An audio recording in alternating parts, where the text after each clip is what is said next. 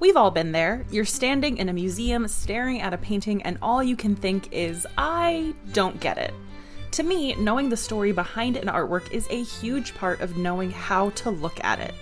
I'm Amanda, the host of the Art of History podcast, where we view history through the lens of some really great works of art. Each episode, we dive deep into the bigger picture behind some familiar and maybe not so familiar pieces. Check out Art of History now wherever you get your podcasts. Hey grown-ups, we want to inform you that this episode of Culture Kits touches upon themes of war and the historical experiences of the Navajo Nation. While we have made every effort to present this content in an age-appropriate manner suitable for children aged 5 and older, we encourage you to use your personal discretion regarding its appropriateness for your child and family. As always, we are committed to providing enriching and educational experiences for our young listeners. Thank you for your understanding and support. Enjoy the show.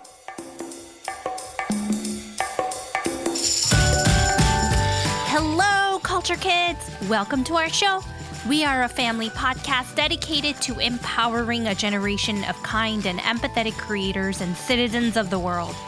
We are joined today by Mr. Justin Ahasteen, who serves as the Executive Director for Navajo Nation. He is here for 2 episodes to celebrate and honor the rich history and culture of the Navajo people. Hello. My name is Asher and I'm your host along with my mom, Kristen. We have 2 very special birthday shout-outs this week. First one is for Mars, who's turning 7 years old. Mars is from Long Beach, California, and he wants to travel to the Philippines someday. Happy birthday! And our second birthday shout-out is for Amy Hughes in Utah. Amy is turning 8 years old, and Amy wants to travel to Paris someday.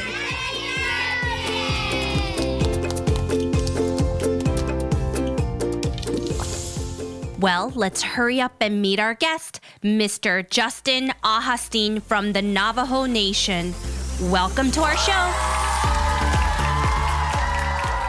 Yahate, She Justin Ahasteen Yinsha, Adona and Shlenigi Belagana Nishle, Trots and Ebashim, Belagana Edasha Chenana, Kisani Edashanale, Baoge de Nasha. Good day, everyone. My name is Justin Ahasteen, and I am the Executive Director for the Navajo Nation Washington office. My clans are White, born for Big Water. My maternal grandfather was White, and my paternal grandfather was Hopi.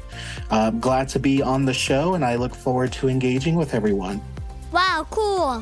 What language did you speak there? That sounded very different from English or Korean. Those are the languages I know. What you just heard was my introduction in Navajo. Navajo? Like, is that Navajo language?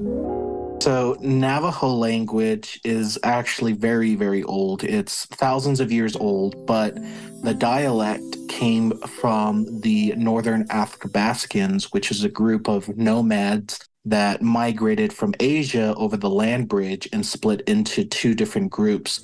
So you have the northern and the southern Athabascans, and our language derives from the northern Athabascans. So, but Navajo, has existed for a very long time. So we have all the way dating back to the early 1700s when the Spanish first came to the United States. So very, very old language. Whoa, that sounds ancient. Yeah. Can you tell us more about the Navajo Nation? The Navajo Nation is the second largest Native American tribe in the United States. And we also have the biggest land reservation.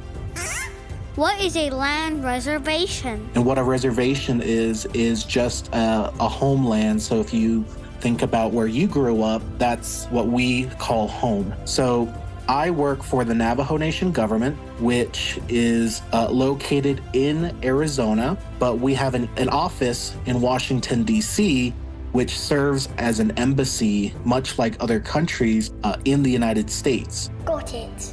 So an embassy is an office where, in this case, Navajo representatives like Mr. Justin works to talk with the U.S. government, share Navajo culture, and help Navajo people.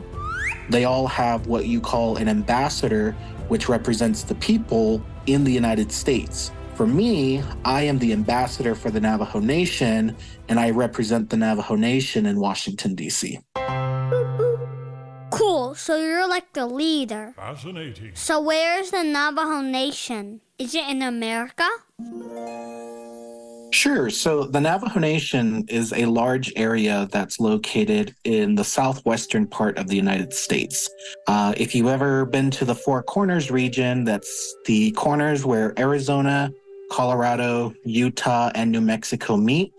In that area is where the Navajo Nation is, and we have all sorts of landscapes.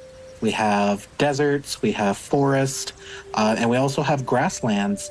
So that helps with our livestock, which are, sheep, cows, horses, different animals that can feed off of the different types of land. But we're also pretty big. We're about the size of West Virginia, or 27,000 square miles, give or take. That sounds huge. It sure is. And one of the most fascinating parts about the Navajo Nation, along with other indigenous communities, has what they call sovereignty. Can you explain more about this?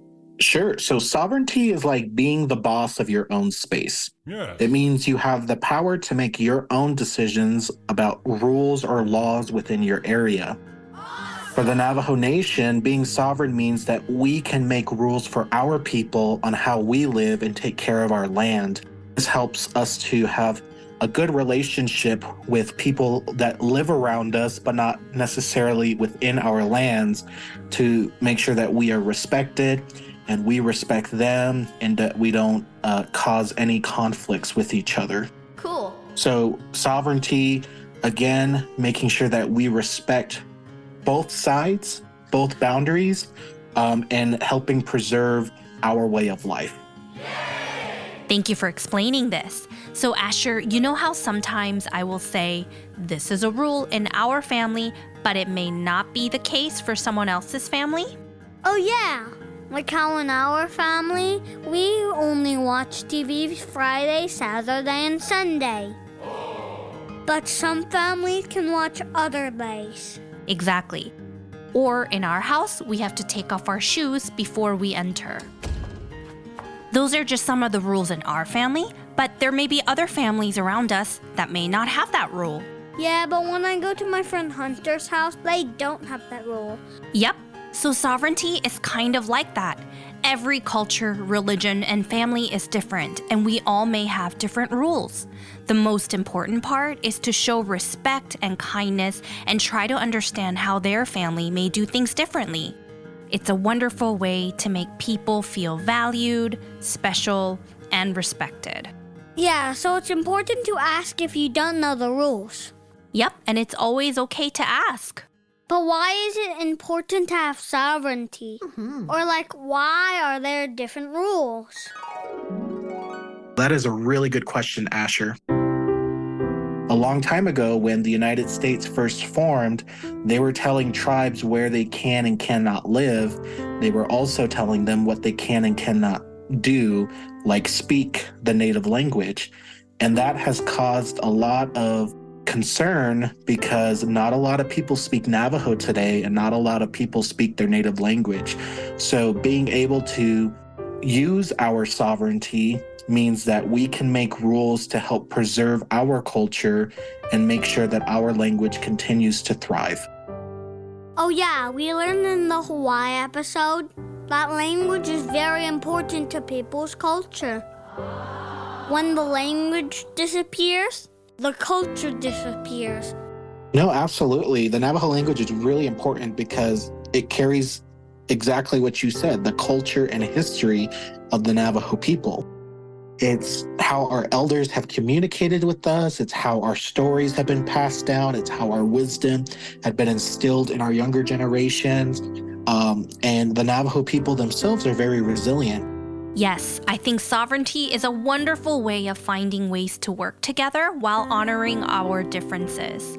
And we are so happy today to celebrate Navajo Nation's unique culture and community and learn about their sovereignty.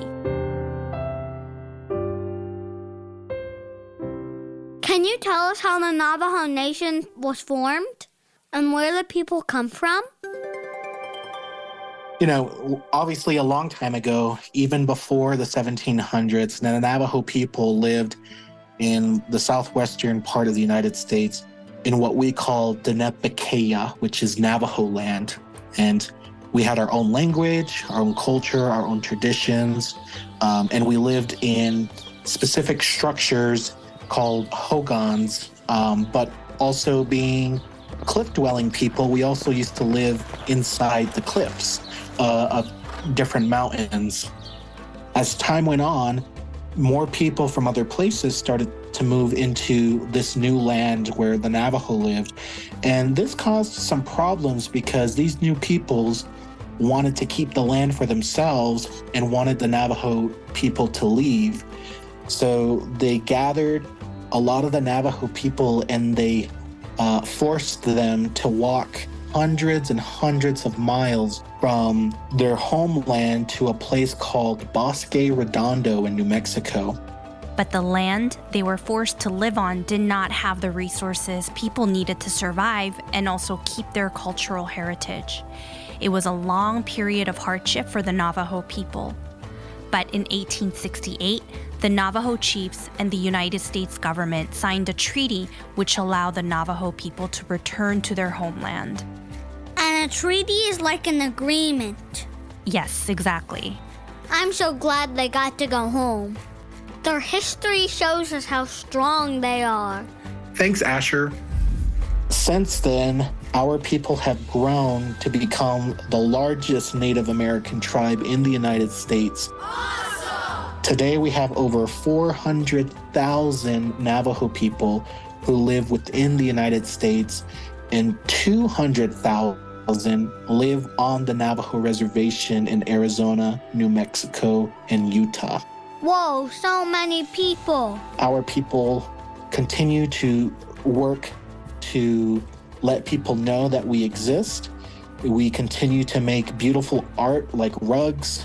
We make jewelry, and we continue to celebrate our ceremonies that have been passed down to us from generations. And that's really kind of a brief overview of our history within the Americans. I hope the Navajo Nation continues to grow and make lots of cool things for everyone to see. And to our grown-ups, if you'd like to dig deeper and learn more about the rich history of the Navajo Nation, please check out the links under our show notes. As we sat down to learn about the Navajo Nation, one particular event in history really stood out, and that was the Navajo Code Talkers. Can you tell us more about it?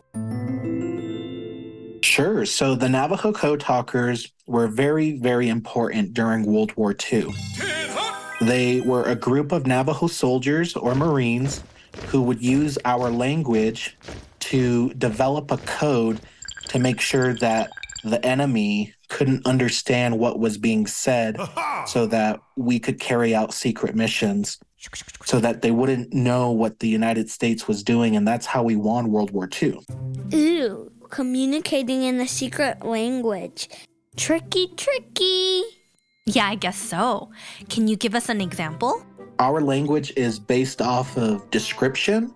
So whatever we see is what we describe.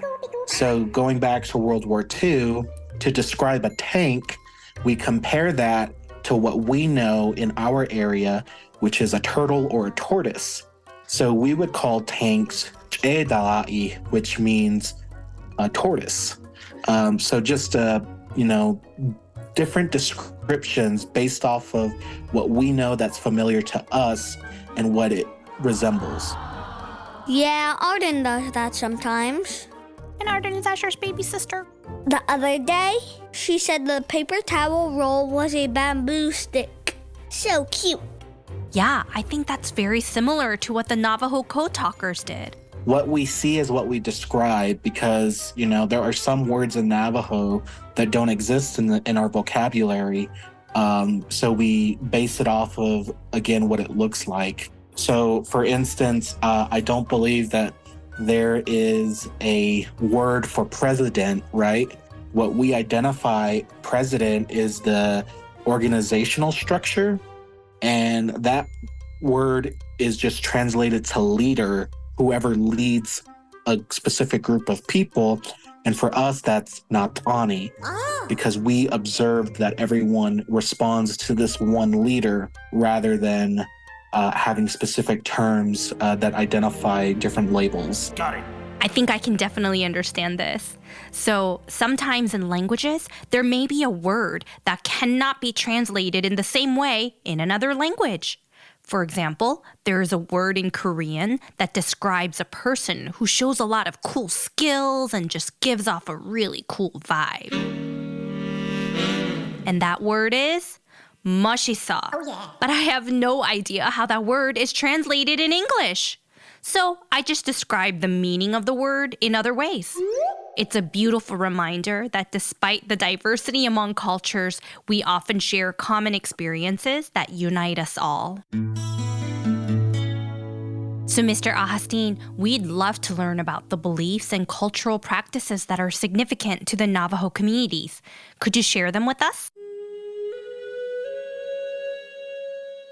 Navajo culture, there's a culture of community, which we call and hajon, meaning kinship, and hajon meaning peace and harmony. So we always tried to incorporate that into our daily lives. The Navajo believe that everything in the world is connected. We think about the earth, the sky, the plants, and the animals as one big family. We also believe that there are special spirits in nature, like in the mountains, the rivers, and the wind. So to keep everything in balance, we have these special ceremonies and prayers, and we believe that these ceremonies help everyone stay healthy, happy, to keep the harmony within the world. Mommy says that all the time. Everything is connected. Like plants that grow and keep us healthy. And the ocean gives us food. And the trees give us oxygen. You're right. I think this is such an important lesson that the Navajo community can teach us. To remember that everything in our world is connected, and we all have to rely not just on each other, but rely on the earth to stay happy and healthy. And we also have people called medicine man or hatashi, which are healers in the Navajo ceremony, in the Navajo culture. Medicine man? Like a doctor? Like Daddy? Or a man that carries medicine? So if somebody were to get sick, these medicine people would go into the wilderness or within our homelands, get specific herbs or different types of medicine, and they would bring them back and they would perform ceremonies to heal people. So Asher's daddy is a doctor of Western medicine, but there are many types of doctors in the world. Beyond Western medicine, there's Ayurveda from India, Eastern medicine that is practiced by doctors in countries like Korea, China, or Japan, and now we're learning about medicine men in the Navajo community. They all bring unique practices that can help people feel better. We also have stories and songs that teach important lessons about how to live in a good way, how to show respect for nature and for living things. And we also believe that living on this earth, we need to respect the earth as our mother because she provides everything we need to survive. So for the Navajo people, our religious beliefs are really about living in harmony and respecting nature and keeping the balance in the world. It's a way of living that has been passed down from our ancestors, dating back hundreds, even thousands of years, to be part of the culture that we are today. I love how the community is so connected with the natural things of the world. Appreciating what the earth gives us every day is a wonderful way to feel more connected to our planet. It helps us realize the importance of taking care of it so that it stays beautiful for a long time. I love nature because I love bugs and animals.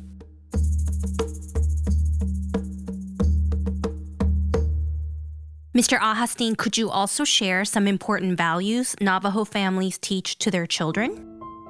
Yeah, Navajo families teach their children very important values like being able to respect your family, respect your community, and respect the world that you live in. We believe in living in harmony with the earth and being nice to all of the creatures that it has. Children learn to be kind, to be helpful to others, and to be brave and honest. A lot of these teachings make sure that our way of life stays vibrant and meaningful, but also ensures that we are raising good men and women that will, again, pass down what they've learned to their children. Thank you so much for sharing this. These are beautiful values that every culture and family can take away from. We look forward to having you back for another episode where we'll learn more about Navajo culture, including arts and crafts, jewelry, and so much more.